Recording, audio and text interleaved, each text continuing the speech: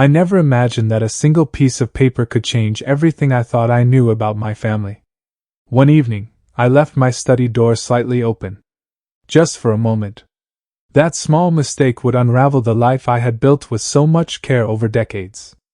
Hi, my name is James. I'm 62 years old, and I've lived through joys and losses, moments of love and betrayal I never thought I'd face. Before I start, I want to ask you to subscribe to my channel. And if you've ever had family drama or experienced betrayal from someone close, drop a comment telling me where you're watching from, your city or country. I'd love to hear your story, and maybe you'll find something familiar in mine. It all started on a quiet, rainy evening.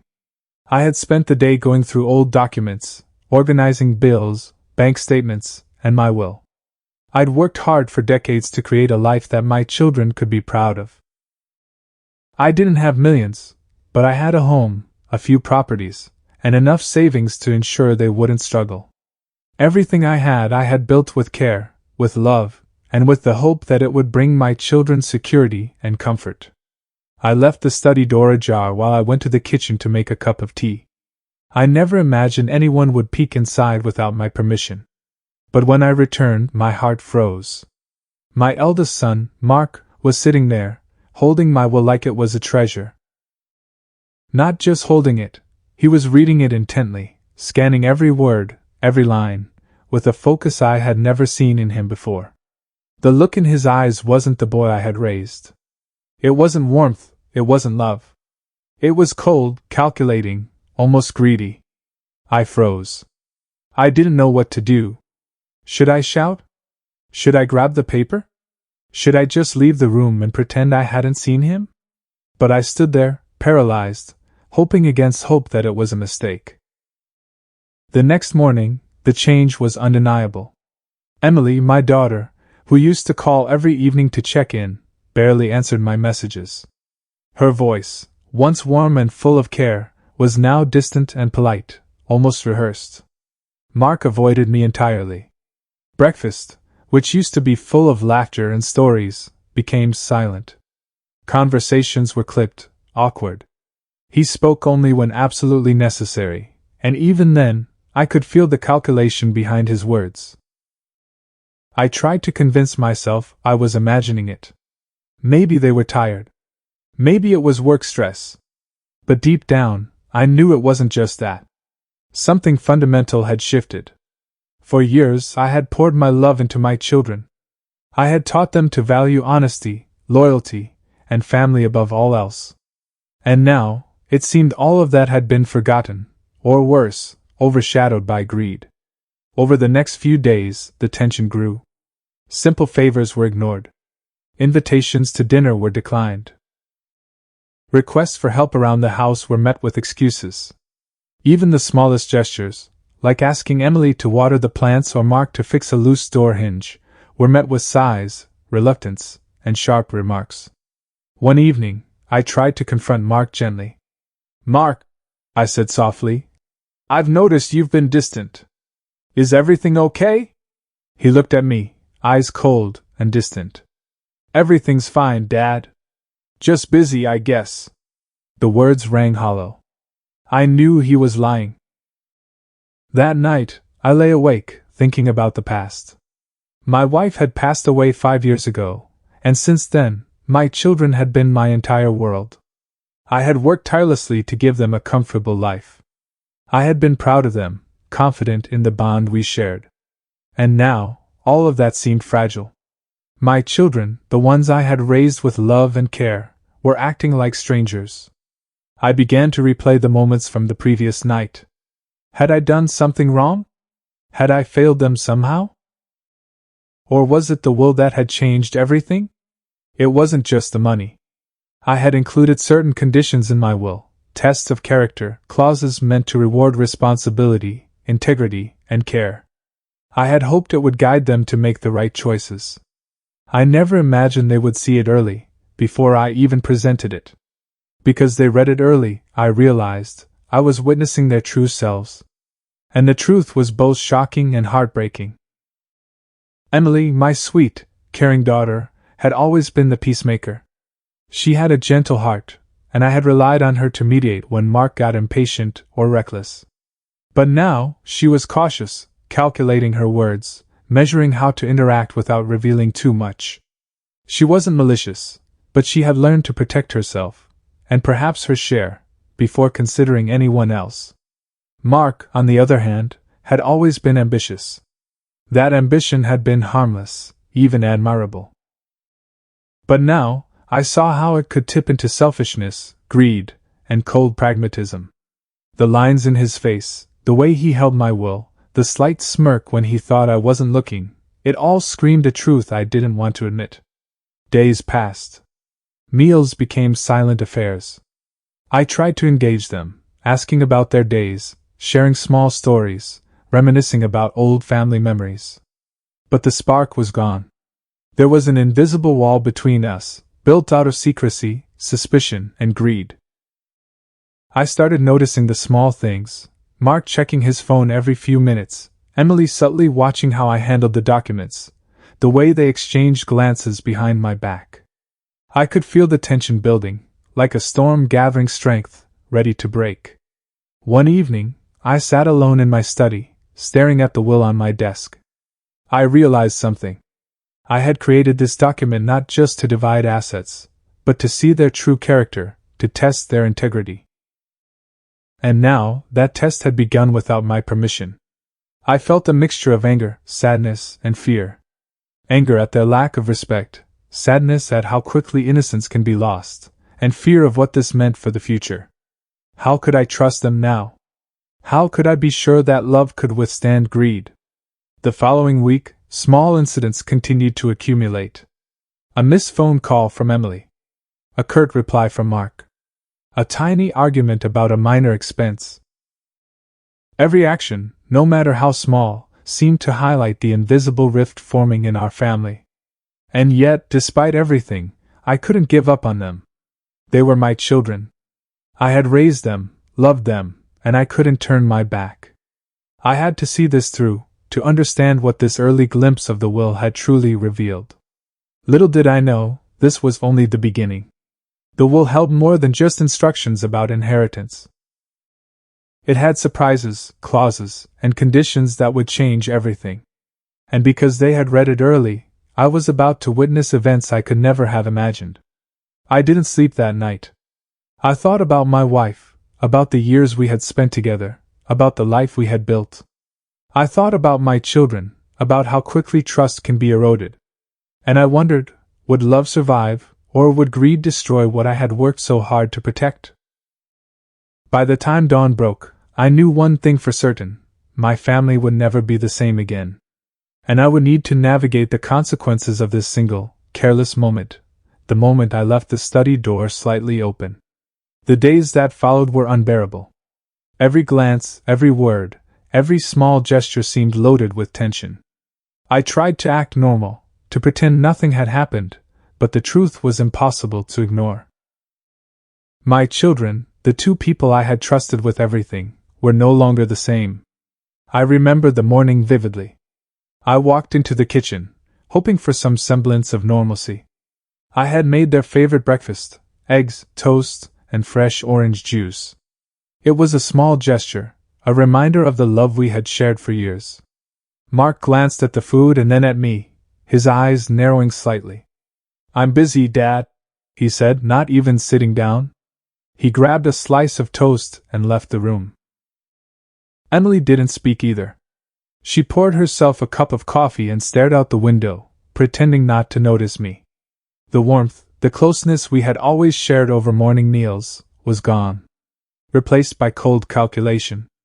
I sat down alone, my heart heavy. I kept asking myself, how could this happen so quickly? One night of curiosity, one peek at my will, and everything had changed. Over the next few days, I began to notice subtle changes everywhere. Mark started keeping a notebook, writing down notes about the house, the bank accounts, the properties. Emily began asking pointed questions about bills, insurance policies, and my savings. At first, I thought they were simply curious, but it soon became clear they were evaluating, calculating, strategizing. It wasn't just greed, it was a shift in attitude, a change in how they saw me. No longer was I simply their father, their protector, or the one who loved them unconditionally. I had become an obstacle in their eyes, someone whose resources they could claim if they played their cards right. I confronted Emily one evening gently. "Emily, I notice you've been asking a lot of questions lately. Is there something on your mind?" She looked at me with a carefully neutral expression. "I just want to understand, Dad. You know, for planning purposes," she said. Her voice was calm, polite, almost rehearsed. But I could hear the underlying edge. She was testing, measuring, weighing. I swallowed hard. This was not the daughter I had raised. She had always been open, warm, and honest. And now, it was as if she had been taught a lesson I hadn't intended, a lesson in caution and subtle manipulation. Mark's behavior was even more concerning. He started asking indirect questions, making casual remarks about how certain decisions might affect inheritance, subtly probing to see what I would say or do. He smiled when I hesitated, laughed softly when I corrected him, and I began to sense a plan forming behind his eyes. One afternoon, I caught them whispering in the living room, glancing at me from time to time. Their conversation stopped the moment I entered, but I had already heard enough. They were discussing the will, my assets, and how they could maneuver to their advantage. My stomach twisted in disbelief and heartbreak. I remembered all the years I had spent raising them. The sleepless nights, the sacrifices, the love I had poured into their lives. And now, it felt like a betrayal so deep it shook me to my core. But I couldn't let despair take over. I had to think clearly. I had to understand why they had changed so suddenly and how the will, my carefully crafted document, had sparked this transformation. I spent hours reflecting, trying to piece together their actions and motives. I realized that my children had seen the distribution of my assets before I intended them to. They had glimpsed the conditions, the surprises, the clauses that I had inserted to test their character. And in that moment, their true selves had started to emerge. Mark's ambition, which I had always admired, had shifted into cunning.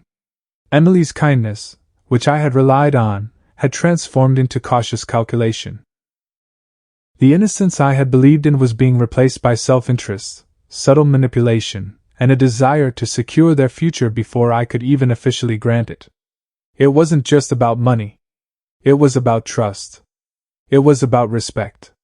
It was about the bond we had built over decades. And in one impulsive, curious act, they had fractured it. I tried to speak to them together, to appeal to their better nature. "I know you've seen the will early," I said one evening. "But this isn't just about money. It's about who we are as a family, about respect and trust. I need to know that you understand that." They exchanged a quick glance, subtle but telling.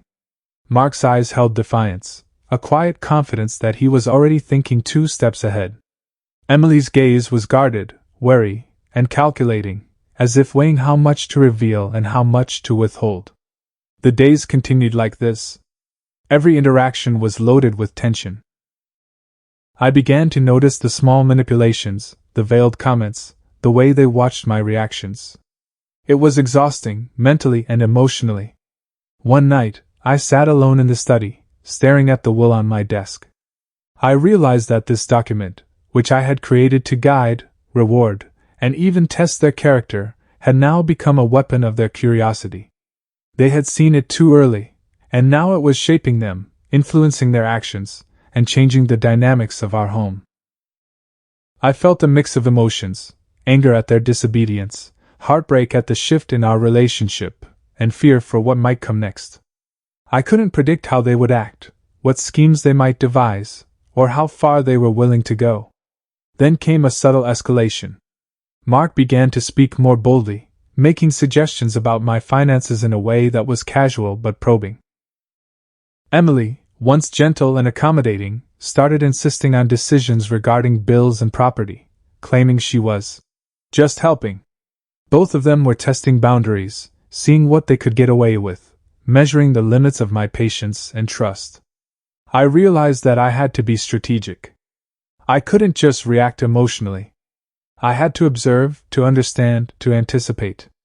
I had to see how far they would go, what decisions they would make, and what their true intentions were. And so, I began to record everything in my mind, every action, every word, every look. I watched as the cracks in our family began to widen, and yet I held on, hoping that somewhere beneath the greed and ambition, the love and bond one had nurtured for decades would survive. I knew this would not be easy. I knew that the coming weeks would test every ounce of patience, every drop of wisdom I had accumulated in my life. And I also knew that the will, the document that had seemed so simple and straightforward, was at the heart of it all. Little did I know, the events set in motion by that one night, the night they read my will early, were only the beginning. The choices they made, the paths they took, and the secrets they would reveal were about to unfold in ways I never imagined. And as I sat there that night, staring at the papers in front of me, I realized one painful truth. The family I had always believed was unbreakable was now at a crossroads. Everything I had built, everything I had hoped for, hung in the balance. By now, the tension in the house had become almost unbearable. Every movement, every word, every glance felt charged with meaning. I could feel their intentions simmering just beneath the surface, and it terrified me.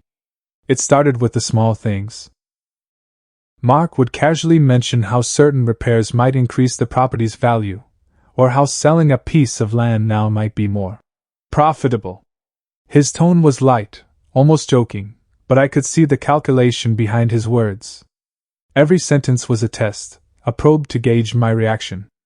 Emily, on the other hand, had begun to act differently than I had ever seen her. She questioned my decisions about bills and investments, making suggestions that seemed helpful on the surface but carried a subtle push toward her own advantage. I could tell she was carefully measuring every word, every pause, every opportunity. One afternoon, I overheard them talking in the living room. At first, it seemed innocent. They laughed quietly, then whispered as I walked closer. But when I leaned against the doorway, they froze, eyes wide. Mark's expression was unreadable, but Emily's face had a flicker of guilt, or was it calculation? It hurt more than I can describe. These were my children, my own flesh and blood. And yet, they were planning, scheming, almost as if they were against me. I tried to maintain calm, to observe without reacting.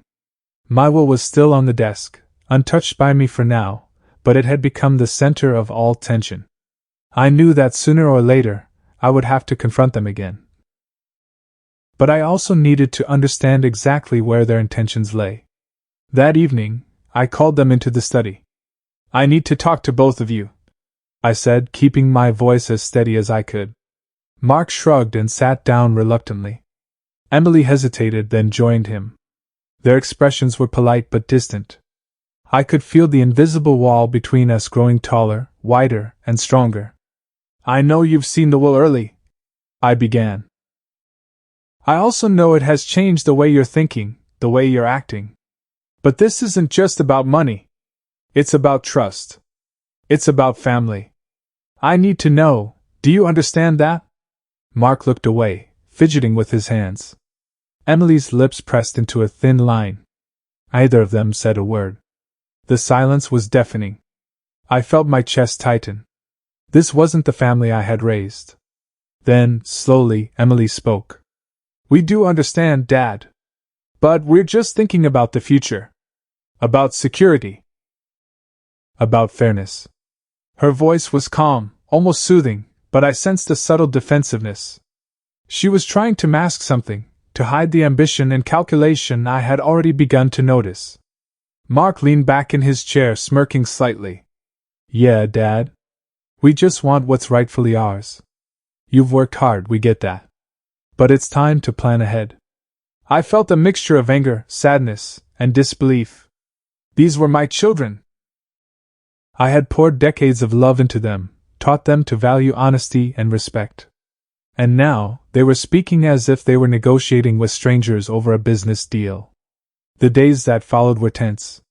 They began subtly dividing their time, creating little alliances with family friends, asking questions about my finances to anyone who would answer. I could see the wheels turning in their minds, plotting, scheming, measuring. I started to feel trapped in my own home. The warmth and comfort I had once felt here were gone. Every glance at the will, every casual mention of money, every small discussion about the house became a minefield.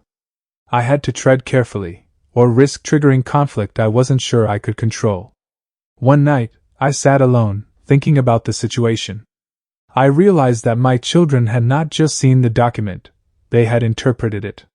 They were now living as if the will itself were a roadmap to maneuver their way to advantage. And I hadn't intended it to be this way. I thought about the clauses I had included, the subtle tests of character meant to reward honesty and integrity. I realized they were acting as if the tests didn't exist. They were focused solely on the end result, on what they could gain now, before the rules even came into effect. It was heartbreaking.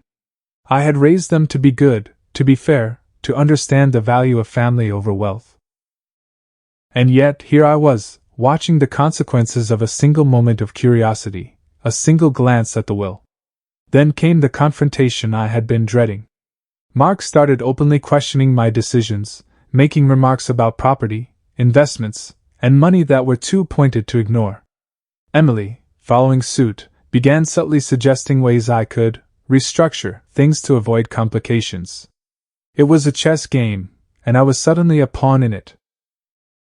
I had to think carefully, plan my responses, and protect not only my assets but the integrity of the family I had fought to nurture. I decided to step back and observe. Every interaction became data, every conversation a clue. I watched how they moved, how they spoke, what they emphasized. I realized that the early reading of the will had revealed much more than just their greed. It had shown me who they truly were. Mark was ambitious, cunning, and unafraid to manipulate situations in his favor. Emily was careful, calculating, and willing to bend her actions to secure her own benefit. Both had learned quickly that the will was a tool, and they were now using it to shape their environment to their advantage. But I was not powerless. I began to plan. I would not simply hand over the outcomes or let them dictate the terms. I had years of experience, knowledge of their personalities, and a careful understanding of the dynamics at play. I would wait, observe, and act when the moment was right. The tension in the house reached a breaking point one evening when a minor argument erupted over a small expense. Mark made a casual remark about selling one of the properties. Emily intervened with a calculated objection, and I felt the weight of betrayal pressing down. I excused myself, went to my study, and sat quietly. I reflected on the past, on the years I had spent raising them, the lessons I had taught, the love I had poured into their lives. And I realized something painful. The love I had assumed was unconditional now felt fragile. But I also realized that this moment, painful as it was, would reveal the truth.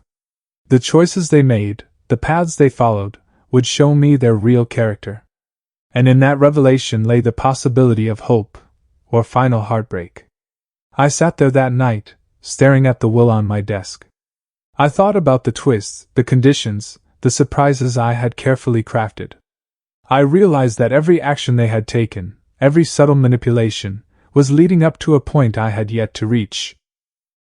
The next few weeks would be crucial. How they behaved, how they navigated the temptations and challenges I had placed before them, would determine everything. And I knew, deep in my heart, that nothing would ever be the same again.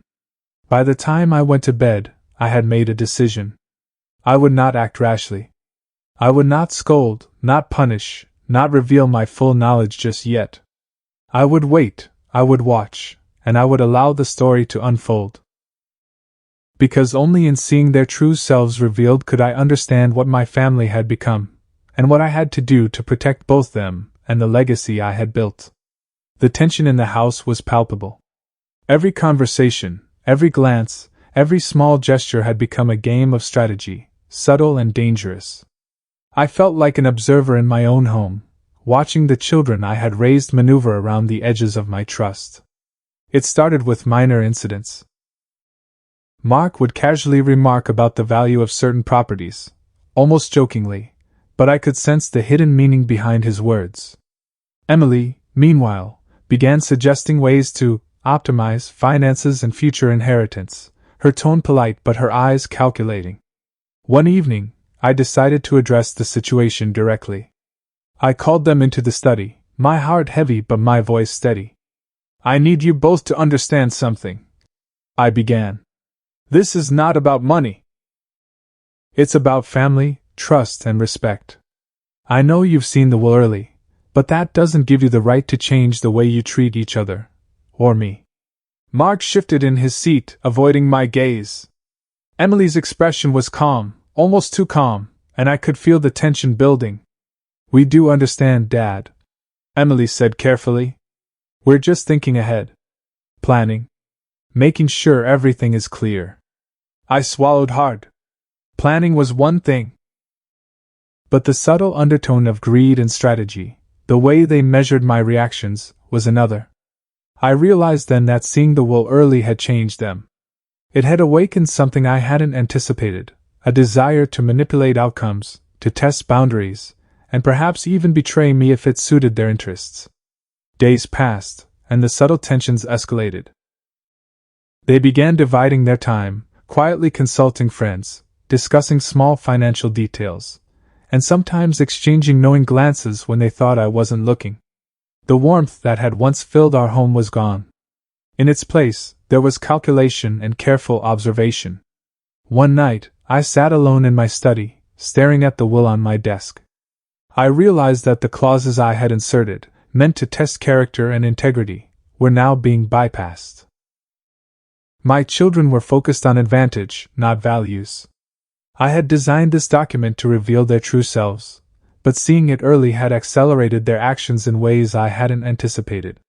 I had to understand exactly what was happening.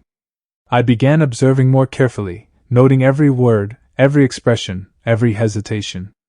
I watched how Mark subtly tested me, probing with questions about property and finances. I saw Emily weighing her responses, calculating how to interact without revealing too much. Their true intentions were unfolding, like a map slowly revealing its hidden paths. One afternoon, Mark brought up the topic of selling one of the rental properties. "Dad," he said casually, "don't you think it might make sense to sell the apartment on Maple Street? It's not generating much income compared to its value." I felt a pang of frustration. "It's not about income alone, Mark. It's about family legacy, long-term planning, and responsibility," I replied. He nodded, but I could see the smirk hidden behind his careful expression. He wasn't hearing me. He was evaluating, calculating, considering how to turn any response into advantage. Emily added, "Maybe we could restructure things, Dad. It might make management easier." Her voice was gentle, persuasive, but I sensed the subtle manipulation. She wasn't merely helping. She was testing boundaries, seeing how far she could influence decisions under the guise of concern. I realized something vital. The will had become more than a document. It had become a lens, revealing ambition, calculation, and subtle deceit. And I had to act carefully. If I reacted too quickly, I might push them further away. But if I did nothing, I risked letting their greed take root and grow uncontrollably. Then came a pivotal moment. One evening, while I was organizing some papers in the study, I overheard a conversation between them in the living room. I couldn't catch every word, but the tone was unmistakable. They were strategizing, discussing the assets, testing theories, evaluating outcomes. It wasn't malice entirely, but it was manipulation, planning, a game I had never expected them to play. I realized that seeing the will early hadn't just revealed greed, it had given them a sense of power. And with power comes temptation, and with temptation comes choices that could either strengthen or destroy a family. That night, I stayed awake, thinking. I thought about my wife, gone for 5 years, and how I had devoted my life to raising these children, preparing them for the world. I had taught them honesty, integrity, patience, and love. And yet, here I was, watching them navigate a maze I had never intended to construct this way. I began formulating a plan. Not of punishment, but of guidance, subtle and deliberate. I would allow them to continue, but I would introduce controlled challenges, situations that would reveal their true characters. I had learned long ago that people show who they really are when faced with temptation or conflict. And now, I had the perfect, if painful, opportunity. The following days were tense. I observed every action, every choice, every word. Mark continued his subtle probing. Emily maintained her carefully neutral stance while manipulating outcomes. The dynamics shifted constantly, and I had to remain vigilant. Then, an unexpected development occurred. Emily approached me privately one afternoon. "Dad," she said softly, "I think we need to talk about this, before things get worse." I looked at her, sensing both fear and determination. "Go on," I said cautiously. "I don't like the way things have changed," she admitted. "I didn't want to see the wool early, but now I feel like we're all drifting apart. I just want us to be okay." Her words took me by surprise. I could sense genuine concern behind the carefully measured tone. Perhaps all was not lost. Perhaps some part of the warmth, the care I had instilled, still remained. That evening, I called Mark into the study. "We need honesty," I said firmly. "I need to know what your intentions are. Not as my son, but as someone who has seen this document early." "Tell me the truth." Mark hesitated, then leaned back, smirking slightly. "Honestly, Dad, I want security. I want to make sure nothing happens that leaves me unprepared. I'm not saying I don't love you, but I need to protect my future." I felt a wave of mixed emotions. On one hand, he admitted truthfully what he desired. On the other, it was a stark reminder that the innocence of childhood had been replaced with calculation, and that trust had been fractured. That night, I realized that the next stage of this story, what the will contained, how it would affect decisions, and how my children would respond, was about to escalate dramatically. Their choices, their true characters, and their loyalty, or lack thereof, would soon become impossible to ignore. I understood that the family I had believed unbreakable was now at a crossroads. Every action from this point forward would shape the legacy I had spent decades building. And I had to navigate it carefully, guiding, observing, and intervening at the right moments to ensure that love, loyalty, and integrity were not lost entirely.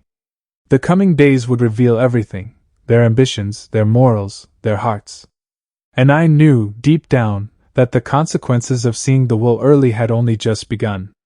The house felt heavier than ever. The air seemed charged, every glance and word loaded with silent tension. I knew that the moment of truth was approaching. The point where my children's true characters would be revealed, and the consequences of reading my will early would finally unfold. It started quietly. I noticed Mark checking documents more carefully than ever, making subtle notes in a small notebook, and occasionally sneaking glances at Emily when he thought I wasn't paying attention. Emily, meanwhile, had become strategic in her interactions, measuring each word and action, ensuring nothing could be used against her.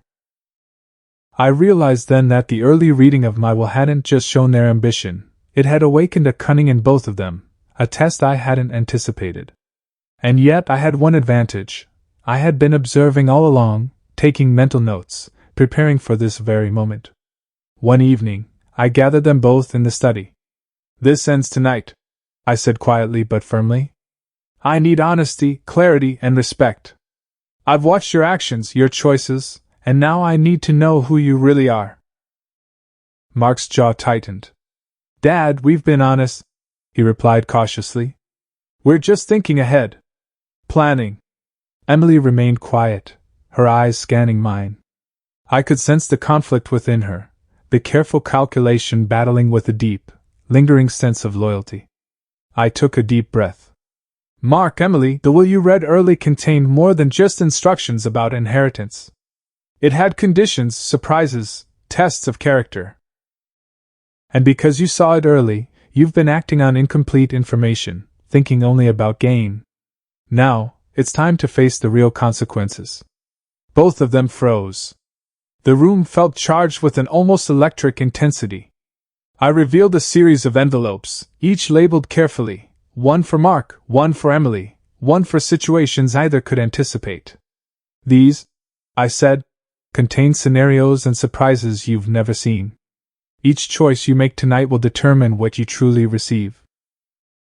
Mark's eyes widened slightly, but he quickly masked it with a smirk. Emily's lips pressed into a thin line, a mixture of anxiety and determination. The next hours were tense. I presented each scenario, testing their honesty, patience, and willingness to cooperate. Some were tempting offers that required them to bend rules or betray trust. Others were moral dilemmas designed to see if greed would outweigh integrity. I watched closely. Mark hesitated, then acted in his own favor, revealing the ambition and cunning I had feared. Emily paused longer, weighing choices carefully, and ultimately chose actions that favored fairness and honesty, even when it meant sacrificing potential gain. The stark contrast between their decisions was both heartbreaking and enlightening. I realized that the early reading of the will had amplified traits that were always present, but it had also provided clarity. Emily retained the core values I had hoped to instill, while Mark's ambition had turned towards self-interest. By the end of the evening, the truth was undeniable. The will had served its purpose, not just as a document of inheritance, but as a mirror, reflecting the true nature of my children. I looked at them both and spoke softly. Mark, Emily, this is not about punishment. It's about understanding who we are, what we value, and how we treat each other. Seeing the will early revealed your priorities, and now you must live with the lessons it teaches. Mark shifted uncomfortably. For the first time, I saw hesitation in his eyes, a recognition of his choices, a subtle acknowledgement of how far he had strayed. Emily nodded, her expression a mixture of relief and sadness, understanding both the gravity of the moment and the path she had chosen. The next days were transformative. Mark became more reflective, questioning his actions and choices. Emily, while careful and deliberate, began to show glimpses of warmth and connection that had been buried beneath calculation. I realized then that the early reading of my will, as devastating as it seemed initially, had created a crucible. It revealed truths, tested character, and forced growth in ways I could never have anticipated. In the end, the house slowly regained some warmth. Conversations became more honest, interactions more genuine. Trust, though fragile, began to rebuild. And I understood that sometimes, even the mistakes we fear the most, like leaving the study door open, can become catalysts for clarity, revelation, and ultimately, transformation. I looked at my children that evening, feeling a mixture of pride and sorrow. Life had tested us, shown us our true selves, and left scars, but it had also offered a chance for redemption, for honesty, and for genuine connection. And I knew, deep down, that the story of this family, our story, would never be forgotten. The lessons of greed, trust, and integrity would remain, shaping us in ways that would last a lifetime. The will, once just a piece of paper, had become a lesson, a mirror, and ultimately, a bridge, revealing not just what was to be inherited, but what truly mattered.